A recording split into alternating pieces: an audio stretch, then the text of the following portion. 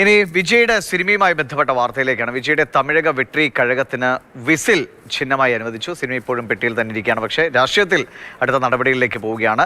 ഇതോടെ TVKയുടെ സ്ഥാനാർത്ഥികൾക്ക് ഒരേ ചിഹ്നത്തിൽ മത്സരിക്കാൻ കഴിയും. നേരത്തെ ഈ ആവശ്യം ഉന്നയിച്ച് TVK തെരഞ്ഞെടുപ്പ് കമ്മീഷൻ സമീപിച്ചിരുന്നു.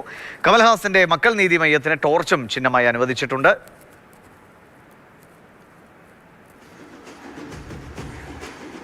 KV ശ്രീധരൻ വിവരങ്ങളുമായിട്ടുണ്ട്. ശ്രീധരൻ, എന്തായാലും സിനിമാ പ്രതിസന്ധികൾ നിൽക്കുന്നതിനിടയിൽ അടുത്ത തെരഞ്ഞെടുപ്പാണിൽ അടുത്തെത്തുകയും ചെയ്തു.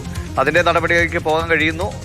വിസിൽ അടയാളമായി കിട്ടി. വിജയ് ഉദ്ദേശിച്ച് അല്ലെങ്കിൽ പാർട്ടിക്ക് ഒറ്റക്കെട്ടായി മുന്നോട്ട് പോകാനുള്ള ഒരു പ്രതീകം കൂടി അല്ലേ? TVK തെരഞ്ഞെടുപ്പ് കമ്മീഷൻ മുന്നിൽ ഈ ആവശ്യം ഉന്നയിച്ച് കത്തയച്ചിരുന്നു. അതിന് ഇപ്പോൾ അത് അനുവദിച്ചുകൊണ്ട് ഉത്തരവിറങ്ങിയിരിക്കുകയാണ്. വിസിൽ ചിഹ്നമാണ് TVK ആവശ്യപ്പെട്ടത്. വിസിൽ നമുക്കറിയാം വിജയുമായി ഏറ്റവും ബന്ധപ്പെട്ട് കിടക്കുന്ന ഒരു കാര്യം കൂടിയാണ്. അതായത് വിജയ് സിനിമകളിലൊക്കെ നമ്മൾ വിസിൽ പോട് എന്നൊക്കെ പറഞ്ഞ് വല്ലാതെ ഉപയോഗിക്കുന്ന ഒരു വാക്കാണ്. ആ ചിഹ്നം തന്നെ അവർ ഉപയോഗിക്കുകയും ചെയ്യുന്നു. ഏതായാലും വിസിൽ വിജയുടെ പാർട്ടിയുടെ ചിഹ്നമായി ഈ തമിഴ്നാട് ഇലക്ഷനിൽ വരുന്ന അസംബ്ലി ഇലക്ഷനിൽ ഉണ്ടാകുമെന്നുള്ള കാര്യത്തിൽ ഉറപ്പായി.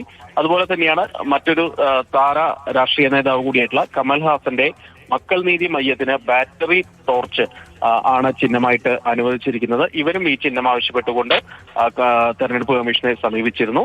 ഏതായാലും ഇവരുടെ എല്ലാം സ്ഥാനാർത്ഥികൾക്ക്, ഇപ്പോൾ TVKയുടെ സ്ഥാനാർത്ഥികൾക്കെല്ലാം തന്നെ ഒരേ ചിഹ്നത്തിൽ മത്സരിക്കാനുള്ള ഒരു സൗകര്യം ഇപ്പോൾ ഇതോടുകൂടി ഉണ്ടായിരിക്കുകയാണ്.